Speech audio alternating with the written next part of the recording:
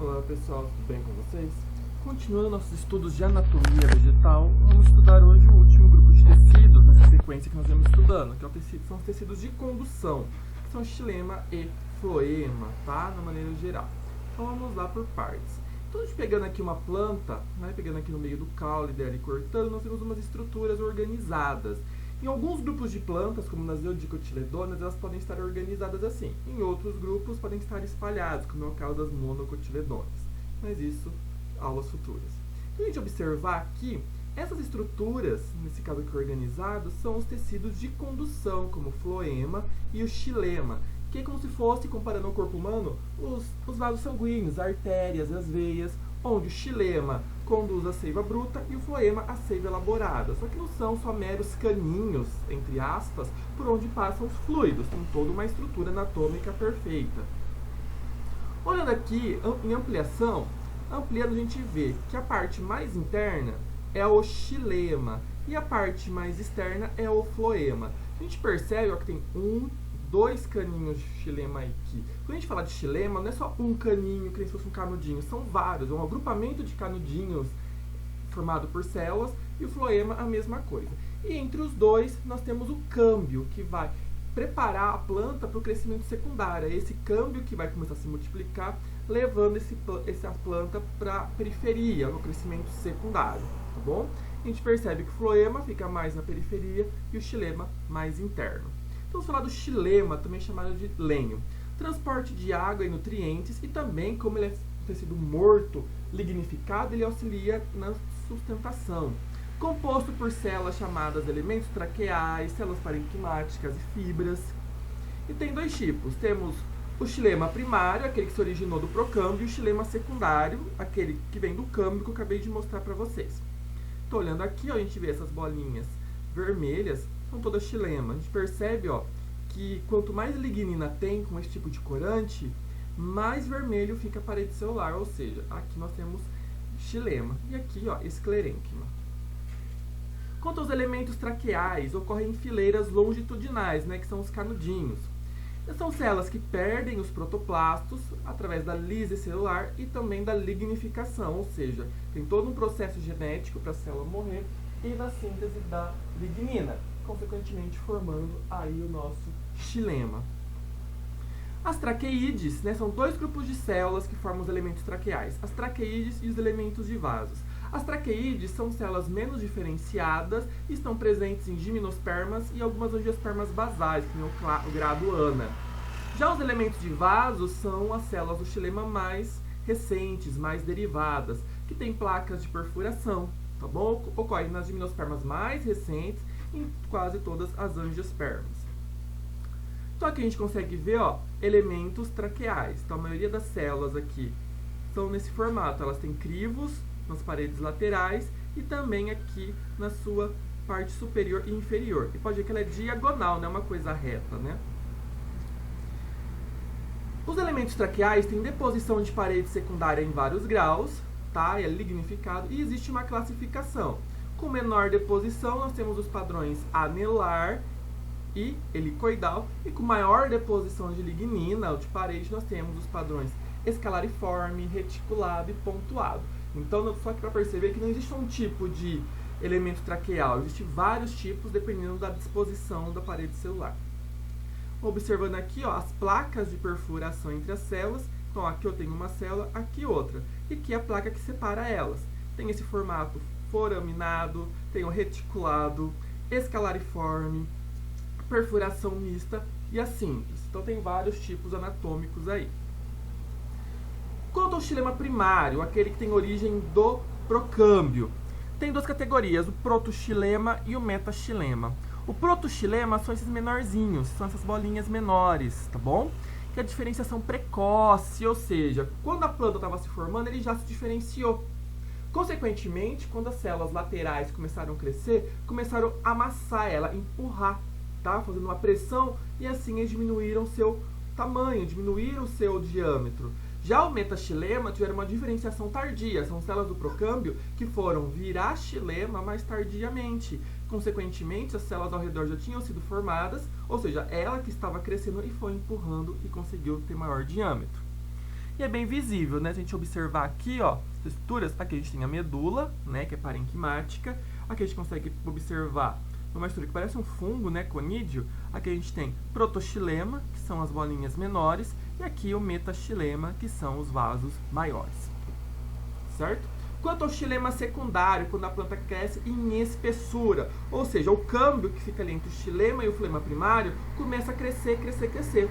Como para dentro já tem célula, ele cresce centrifugamente, ele cresce para fora.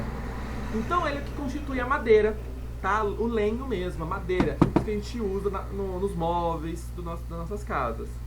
Tem dois formatos, tá? Dois sistemas, um axial, que é aquele vertical, que a gente não consegue ver na figura, e o radial ou horizontal, que é o que a gente vê aqui formando os raios.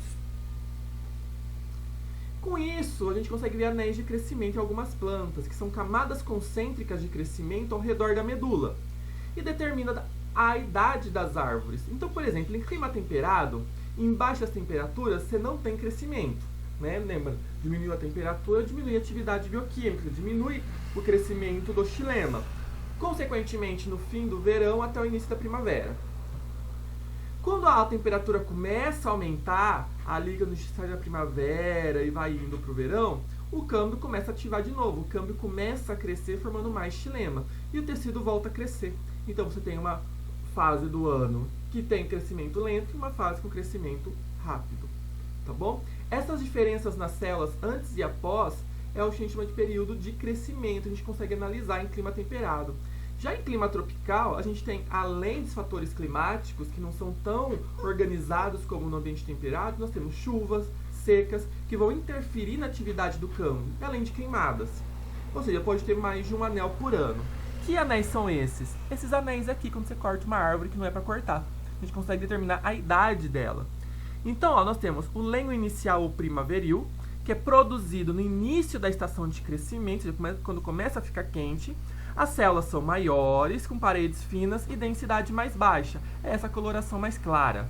Já o lenho tardio ou outonal é a última camada formada na estação de crescimento.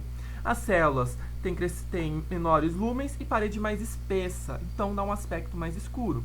Então, se você observar um claro e um escuro, isso é um anel de crescimento.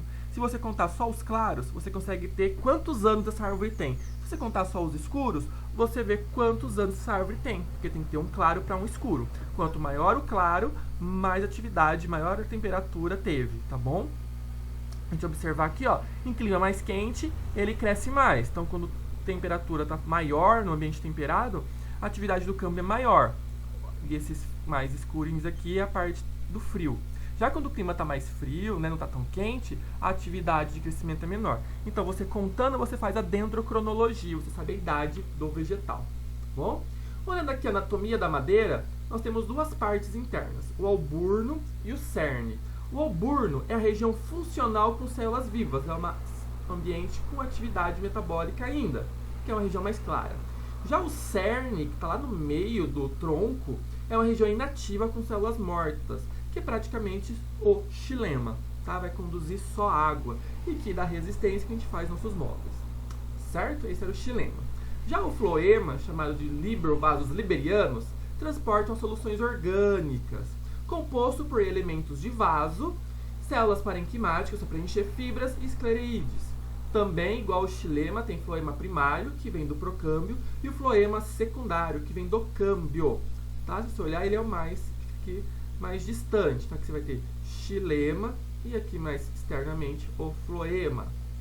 Os elementos crivados, temos dois tipos, as células crivadas e os elementos de tubo crivado. As células crivadas presentes em gimnospermas e os elementos de tubo crivado em angiospermas.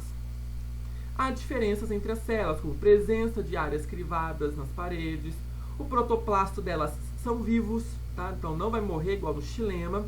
Ocorre degeneração do núcleo na maturidade, então você tem uma formação aí. Então aqui você consegue ver uma célula crivada, é mais compridinha, mais longitudinal, e aqui um elemento de tubo crivado das angiospermas, tá? Que tem uma célula companheira aqui ao redor.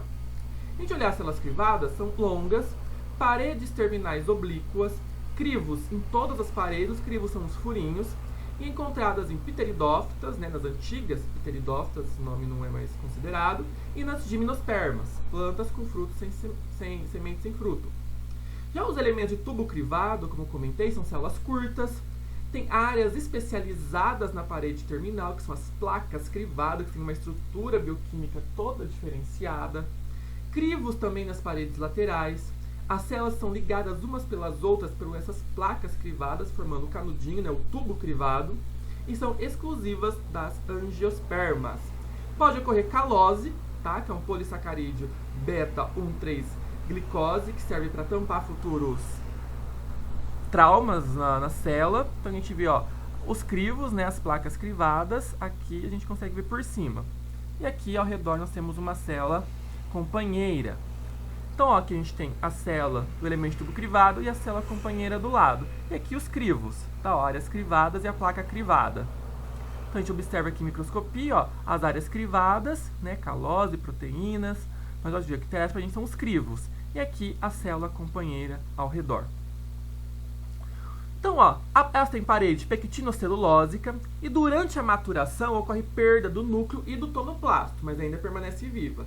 E esse citoplasma agora se chama mictoplasma, é diferenciado. Então ela começa a dividir o núcleo, perde mitocôndrias, perde núcleo, perde tonoplasto, e no final você tem uma célula com poucas estruturas, né, o mictoplasma, e a célula companheira do lado. E a membrana plasmática, retículo endoplasmático modificado, que pode atravessar os crivos, e plastídeos, P, que armazenam proteínas, e S, que armazena starch, amido, e além de mitocôndrias diferenciadas. E também a proteína P, né, de floema, que serve para ajudar no citoesqueleto. As células parenquimáticas, nós temos as células companheiras, que tem a mesma ontogenia, surge juntamente, né, quando divide a célula do tubo crivado, ela divide junto, e associada por conexões citoplasmáticas. Ela tem um citoplasma mais denso porque ela mantém o metabolismo tanto dela quanto da célula do tubo crivado. As células parenquimáticas, nós temos, por exemplo, as albuminosas, também chamadas de células de Strasbourg, que faz o papel das companheiras nas gimnospermas. E as células intermediárias, que vão mediar o acúmulo e o descarregamento de substâncias orgânicas. No transporte pelo floema, elas vão pegar o composto orgânico e jogar no floema, e depois pegar o composto orgânico do floema e jogar no dreno, né, no órgão reserva. O floema primário também tem duas categorias, igualzinho o xilema, o protofloema, precoce, estreitos, com calose, e pode não ter células companheiras, e o metafloema, tardio. Então a gente vê aqui, ó, protofloema, bem pequenininho, e aqui o metafloema maior, mas sempre os maiores vasos são os xilemáticos. O floema secundário, também derivado do câmbio, e como o xilema tem uma visão axial, né, que é a vertical, olhando assim, que nessa figura aqui, e temos a visão radial, tá? Então aqui você está no centro da planta, você vai ter o câmbio crescendo em direção para fora, né, centrífuga, aqui formando xilemas, tá? A gente vê metaxilemas, e aqui floema na região mais externa, por isso que os insetos bicam aqui, tá? Então a gente vê aqui, ó, a periderme, ó, suber, aqui o felogênio, embaixo floema secundário, câmbio vascular, e aqui o xilema secundário, mas isso aqui são em plantas de crescimento secundário. Aqui também, ó, a gente vê xilema, aqui que são os vasos maiores, e floema aqui, tá bom? Floema e aqui o câmbio separando eles. Então a gente consegue ver numa madeira o suber, que é o felema, que a gente já viu a parte morta, mais externamente o floema, a parte viva, por isso que os insetos furam aqui a planta, porque eles querem os fotossintases, eles querem as substâncias orgânicas e não água. O câmbio, que está sempre crescendo, lembrando que a atividade dele aumenta ou diminui conforme a temperatura, as condições ambientais. E o xilema, que é a maior parte da planta, né? Então, se pegar uma árvore, a maior parte dela é morta e é formada pelo xilema. Tudo bem, pessoal? Esse era o estudo dos tecidos de condução. Até a próxima aula. Dê o like no vídeo. Tchau, tchau.